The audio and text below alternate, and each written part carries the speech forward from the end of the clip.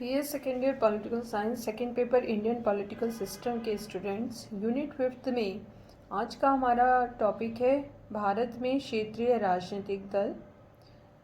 भाग 3 में पार्ट 3 में हम भारत के प्रमुख जो रीजनल पॉलिटिकल पार्टीज़ हैं उनके विषय में चर्चा करेंगे। सर्वप्रथम देखेंगे जनता दल यू। ये एक क्षेत्रीय राजनीतिक दल है और 1989 में वीपी सिंह के नेतृत्व में जिस राजनीतिक दल का गठन हुआ उसको जनता दल के नाम से जाना जाता है। 1989 से 2000 के वर्षों में इसमें विभाजन, विलय और पुनः विभाजन की प्रक्रिया होती रही और आज की राजनीति में जनता दल यू उसका उत्तराधिकारी दल है। इसके अध्यक्ष शरद यादव रहे और अक्टूबर-नवंबर 2005 में बिहार विधानसभा चुनाव में नीतीश कुमार के नेतृत्व में इस पार्टी को काफ़ी बहुमत हासिल हुआ और नीतीश कुमार ने बिहार में सरकार का गठन भी किया। ये दल जनतांत्रिक गठबंधन का एक घटक दल भी है और बिहार में इस दल ने धीरे धीरे सभी वर्गों और संप्रदायों के साथ मिलते हुए निरंतर व्यवस्था और विकास के मार्ग पर ये आगे बढ़ने का प्रयास किया है। इसके साथ ही लोकसभा चुनाव में भी नरेंद्र मोदी के नेतृत्व में भाजपा की जीत से जनता दल यू को गहरा झटका लगा था। दूसरा दल जो क्षेत्रीय पार्टी है वो है समाजवादी पार्टी। समाजवादी जो क्षेत्रीय राजनीतिक दल है जनता दल, जिसका गठन 1990 में हुआ और इसके 3 प्रमुख नेता चंद्रशेखर, देवीलाल और मुलायम सिंह रहे हैं। चंद्रशेखर और मुलायम सिंह के बीच मतभेद हो जाने पर मुलायम सिंह ने जनता दल समाजवादी से अलग होकर अक्टूबर 1992 में समाजवादी पार्टी की स्थापना की और 4 नवंबर 1992 को लखनऊ सम्मेलन में इस पार्टी को एक औपचारिक रूप प्रदान किया।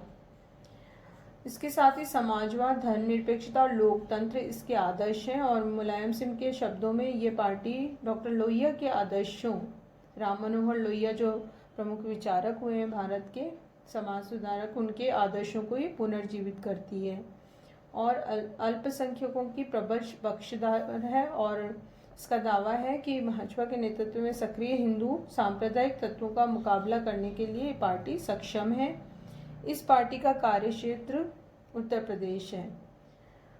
इसके विभिन्न कार्यक्रम समय समय पर रहे हैं। लोकसभा चुनाव में खासकर 11वीं, 12वीं, 13वां, 14वां और 15वां लोकसभा जो और 16वां, उन लोकसभा चुनाव में 27 सूत्री घोषणा पत्र इस दल ने रखा था, जिसमें बेरोजगारी दूर करना, रोजगार उपलब्ध कराना और किसानों को उनकी उपज का वास्तविक मूल्य दिलवाना, किसानों के हित के लिए काम करना, अल्पसंख्यकों की संरक्षण करना, आर्थिक नीति को लागू करना, ऐसे विभिन्न इसके प्रमुख कार्यक्रम रहे हैं।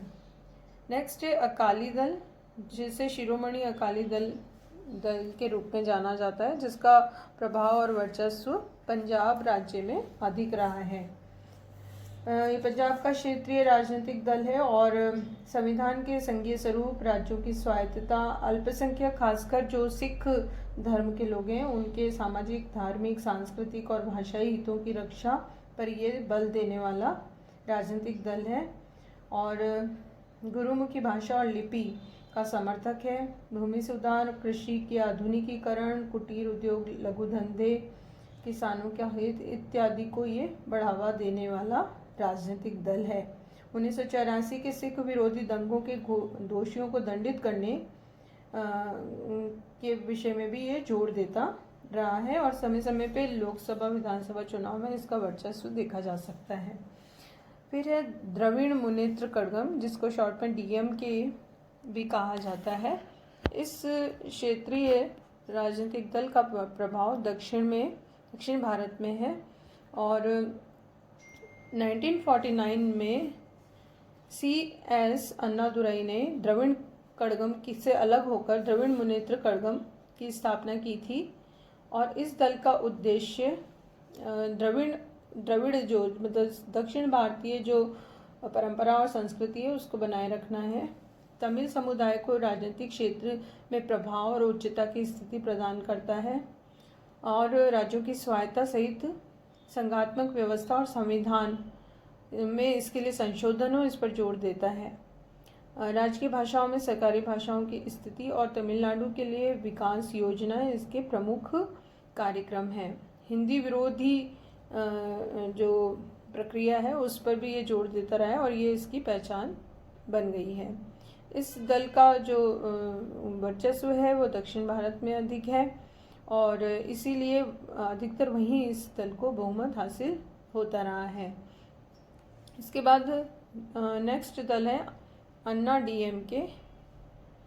अन्ना डीएमके इसको शॉर्ट में भी हम देख सकते हैं। अन्ना द्रविड़ मुनेत्र कड़गम।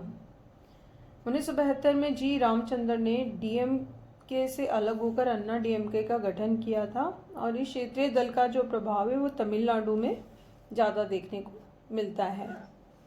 तमिलनाडु और पौंडीचेरी में ये दल हमेशा बहुमत हासिल करता रहा है। डीएमके और अन्ना डीएमके में कोई नीतिगत मतभेद तो नहीं है, लेकिन दल की प्रमुख नीतियाँ इसकी ये हैं कि समाज में पिछड़े वर्गों के लिए समान अवसर हो, तमिल भाषा और संस्कृति का प्रचार प्रसार हो और जबरन हिंदी नहीं ला दी जाए, राज्यों की स्वायत्ता हो और अधिक से अधिक वित्तीय साधन प्राप्त होने चाहिए। इस दल में जयललिता को निर्विवाद नेतृत्व की स्थिति प्राप्त रही थी। इसके बाद एक और दल है Jammu Kashmir national conference. Jammu Kashmir national conference का जो प्रभाव क्षेत्र है वो जम्मू कश्मीर राज्य है। वहाँ का ये क्षेत्रीय राजनीतिक दल है जिसके सर्वोच्च नेता शेख अब्दुल्ला और उसके बाद अब फारूक अब्दुल्ला इसके प्रमुख नेता हैं। नेशनल कॉन्फ्रेंस भारतीय संघ में जम्मू कश्मीर राज्य की विशेष स्थिति यानी संविधान का अनुच्छेद 370 को बनाए रखने का समर्थक है और इस पे बल देता है। ये इस बात पे बल देता है कि जम्मू कश्मीर राज्य को अधिक से अधिक स्वायत्तता दी जानी चाहिए और 2003 में फारूक अब्दुल्ला के पुत्र उमर अब्दुल्ला इसके अध्यक्ष बन गए हैं। नेशनल कॉन्फ्रेंस ने लंबे समय तक सत्ता में कार्य किया। 2002 के विधानसभा चुनाव में इन्होंने सत्ता खोई और 2008 में फिर प्राप्त की। इस तरह से लोकसभा और विधानसभा दोनों में ही इस दल की भूमिका रही है। खासकर जम्मू कश्मीर विधानसभा में ये प्रभाव अधिक सत्ताधारी रहा है। फिर तेलुगु देशम। तेलुगु देशम आंध्र प्रदेश का एक क्षेत्रीय राजनीतिक दल है और 1982 में इस दल की स्थापना की थी जिसके संस्थापक अध्यक्ष थे एन.टी. रामाराव। तेलुगु भाषा के समाचार पत्र ई नाडु के संपादक रामोजी राव और पी. उपेंद्र ने इसमें भूमिका अदा की और जब ये स्थापित हुआ तो उसके बाद चुनाव में तेलुगु देशम का एक प्रमुख नारा भी रहा तेलुगु आत्मगौरव की रक्षा। तेलुगु देशम गुटबाजी से भी प्रभावित रहा और एन.टी.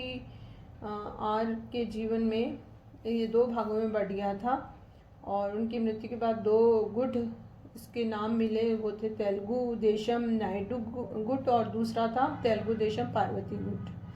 11वीं लोकसभा चुनाव में इसको काफ़ी लोकप्रियता भी मिली। जनता और चुनाव आयोग ने भी नायडू गुट को तेलुगु देशम का उत्तराधिकारी माना है। इसके बाद है तृणमूल कांग्रेस। तृणमूल कांग्रेस पश्चिमी बंगाल का क्षेत्रीय राजनीतिक दल है और इसकी प्रमुख नेता ममता बनर्जी हैं। ममता बनर्जी पश्चिमी बंगाल में कांग्रेस दल की सबसे अधिक जुझारू नेता रही और मार्क्सवादी दल और पश्चिमी बंगाल की मार्क्सवादी सरकार का विरोध उनकी राजनीति का प्रमुख अंग रहा है और विरोध और पश्चिमी बंगाल के समस्त निर्धन जन का हित ये इस दल का प्रमुख बिंदु है कार्यक्रम का। ममता बनर्जी का हमेशा ये आक्रोश रहा है कि कांग्रेस दल का एक भाग मार्क्सवादी सरकार का आवश्यक सक्रिय विरोध नहीं करता। 1998 के प्रारंभिक दिनों में ममता बनर्जी ने फिर कांग्रेस को छोड़ा और उसके बाद तृणमूल कांग्रेस की स्थापना की। इसके नीति उद्देश्य कार्यक्रम एक सूत्रीय रहे हैं और इसके उस जो वामपंथी मोर्चा या मार्क्सवादी दल है उसका पश्चिमी बंगाल में उसका सत्याच्युत सत्ता से हटाकर अपनी सरकार का इसने गठन किया है। तृणमूल कांग्रेस ने अपने लक्ष्य की प्राप्ति के लिए कभी भाजपा के साथ और कभी कांग्रेस के साथ गठबंधन की नीति को भी अपनाया है। इसे काफ़ी सफलता उस समय 2007 में नहीं मिली, 2008 में इसको थोड़ी सफलता मिली और 15वीं लोकसभा चुनाव में इसको कई सीटें प्राप्त हुई। ये एक जो दो विधानसभा चुनाव हैं पश्चिमी बंगाल के, वहाँ पर ये दल काफ़ी प्रभावपूर्ण रहा है और ममता बनर्जी काफ़ी जुझारू नेतृत्व के रूप में देखी जाती हैं। फिर नेक्स्ट है राष्ट्रीय जनता दल। बिहार का ये क्षेत्रीय राजनीतिक दल है और 1997 में लालू प्रसाद यादव और शरद यादव इन्होंने जनता दल का अध्यक्ष पद प्राप्त करने की कोशिश की और इसमें फिर विभाजन की स्थिति पैदा हुई। लालू यादव ने जनता दल से अलग होकर जिस दल का गठन किया उसे राष्ट्रीय जनता दल के नाम से जाना जाता है। इसका प्रमुख नारा रहा सामाजिक न्याय की स्थापना करना। बिहार में 1989 में इसका काफ़ी वर्चस्व रहा। 2004 में भी ये काफ़ी प्रभावपूर्ण रहा। 14वीं लोकसभा चुनाव में राजद, कांग्रेस और पासवान की लोक जनशक्ति पार्टी का आपसी गठबंधन हुआ और फिर विधानसभा चुनाव में 2005 में ये गठबंधन टूट गया। तो ये बिहार में हम इसको ज़्यादा प्रभावपूर्ण क्षेत्रीय राजनीतिक दल के रूप में जहाँ देखते हैं, जो कि काफ़ी बहुमत प्राप्त करके सरकार गठित करता रहा है। नेक्स्ट है शिवसेना। महाराष्ट्र दादर नगर हवेली का ये क्षेत्रीय राजनीतिक दल है। महाराष्ट्र इसका प्रमुख कार्य क्षेत्र है और शिवसेना एक हिंदुत्ववादी पार्टी है और महाराष्ट्र में कई बार भाजपा के साथ ये गठबंधन कर चुकी है। शिवसेना भाजपा गठबंधन 1988 में रहा। 1994 में भी हम इस तरह की स्थिति देखते हैं। अभी हाल में वर्तमान में वहाँ पे कांग्रेस के साथ शिवसेना के गठबंधन की सरकार चल रही है। इसी तरह से नेक्स्ट जो दल है वो है बीजू जनता दल। उड़ीसा का ये क्षेत्रीय राजनीतिक दल है जिसके प्रमुख नेता नवीन पटनायक रहे हैं। बीजू पटनायक के नाम से दल बना और उड़ीसा में 1997 में दो स्थितियां बनी थी। एक तो कांग्रेस दल के जन समर्थन में कमी आना और दूसरा विपक्षी दलों जनता दल में भारी गुटबंदी होना। उड़ीसा में जनता दल का एक बड़ा भाग जनता दल से अलग होकर नवीन पटनायक के नेतृत्व में जिस दल का उन्होंने गठन किया उसे बीजू जनता दल के नाम से जाना जाता है। उड़ीसा का विकास करना इसका प्रमुख कार्यक्रम है, नारा है और 97 से 98 और 2000 तक इस दल ने भाजपा राजग के साथ मिलकर गठबंधन के आधार पर मिलीजुली सरकार की स्थापना में काफ़ी भागीदारी निभाई है।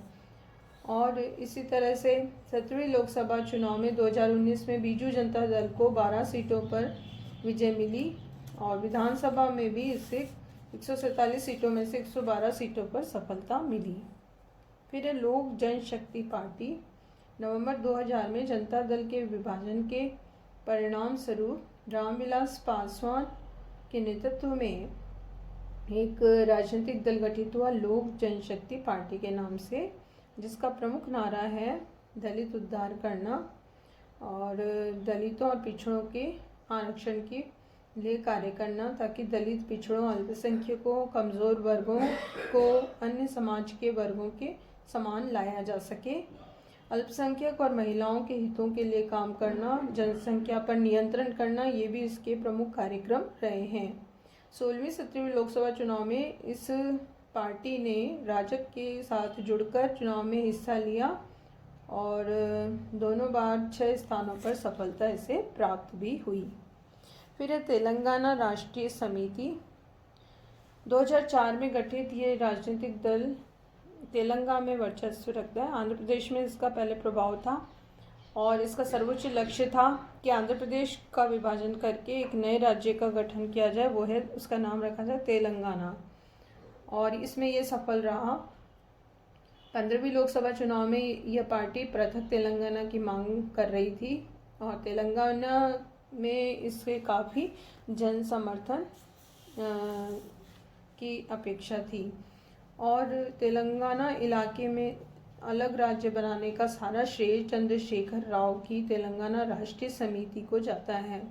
लोकसभा चुनाव में 11 स्थान में सफल रही और नए तेलंगाना राज्य की विधानसभा में भी TRS को बहुमत मिला। चंद्रशेखर राव ने तेलंगाना के मुख्यमंत्री पद का कार्यभार संभाला। 17वीं लोकसभा चुनाव में तेलंगाना राष्ट्र समिति को 9 सीटों पर विजय प्राप्त हुई थी। इसी तरह एक और क्षेत्रीय दल है जिसका वर्चस्व दिल्ली में ज़्यादा है, वो है आम आदमी पार्टी, आप, जिसको शॉर्ट में कहते हैं आप। इसका पंजाब में भी प्रभाव है। इसका प्रमुख स्थापना का उद्देश्य था देश से भ्रष्टाचार को ख़त्म करना। भ्रष्टाचार के विरुद्ध आवाज़ उठाने के लिए अन्ना हजारे की टीम में शामिल हुए अरविंद केजरीवाल और इन्होंने मिलकर भ्रष्टाचार समाप्त करने के उद्देश्य प्राप्ति के लिए राजनीतिक मार्ग को अपनाया और इसी उद्देश्य से उन्होंने इस पार्टी का गठन भी किया था। इसकी औपचारिक घोषणा नवंबर 2012 में की गई थी नई दिल्ली में और 2015 के दिल्ली विधानसभा चुनाव में इस पार्टी को 70 में से 67 सीटों पर विजय प्राप्त हुई और अरविंद केजरीवाल के नेतृत्व में सरकार का गठन हुआ। 2017 में पंजाब विधानसभा चुनाव में इस पार्टी को 20 सीटें मिली। 2019 में 17वीं लोकसभा चुनाव में आम आदमी पार्टी को केवल एक ही सीट मिली। दिल्ली में ये पार्टी ज़्यादा प्रभावशाली है, लेकिन लोकसभा चुनाव से इससे एक ही सीट हासिल हो सकी। इस तरह से हमने देखा ये विभिन्न प्रमुख क्षेत्रीय दल हैं भारत के, और इसके अलावा भी कई छोटी और भी पार्टीज़ हैं जो कि अलग अलग राज्यों में प्रभावशील हैं। जैसे झारखंड में ऑल झारखंड स्टूडेंट यूनियन और झारखंड मुक्ति मोर्चा, इसी तरह से मिजोरम में Mizo National Front, National People's Party, National Democratic Progressive Party, इसी तरह केरल में Kerala Congress M, Revolutionary Socialist Party, Viduthalai Chiruthaigal Katchi एक और क्षेत्रीय दल है। फिर है युवजन श्रमिक रायथू कांग्रेस पार्टी, बीजू जनता दल इसके अलावा ऑल इंडिया मजलिस इत्तेहादुल मुस्लिमीन, फिर all India United democratic front, फिर नागालैंड में नगा पीपल्स पार्टी, सिक्किम राज्य में सिक्किम क्रांतिकारी मोर्चा। ऐसे विभिन्न जो क्षेत्रीय दल हैं वो अलग अलग राज्यों में अपना प्रभाव और वर्चस्व रखते हैं। कुछ बिना दल के भी निर्दलीय रूप में भी चुनाव में हिस्सा लेते हैं। तो कुल मिलाकर हम देख सकते हैं कि भारत में एक बड़ा भाग क्षेत्रीय दल के रूप में स्पष्ट किया जा सकता है और चुनाव में इनकी एक अहम भूमिका देखी जा सकती है। लेकिन राजनीतिक स्थायित्व की दृष्टि से इस तरह की बहुदलीय स्थिति कई बार हानिकारक भी होती है, उसके कई दोष भी होते हैं जो देखे जा सकते हैं। फायदे भी हैं लेकिन इसके अनेक नुकसान भी हैं। इसलिए आवश्यक ये है कि राजनीतिक स्थायित्व प्राप्ति के लिए दलों की संख्या कुछ सीमित हो और इसके लिए आवश्यक कानूनों का निर्माण हो सके।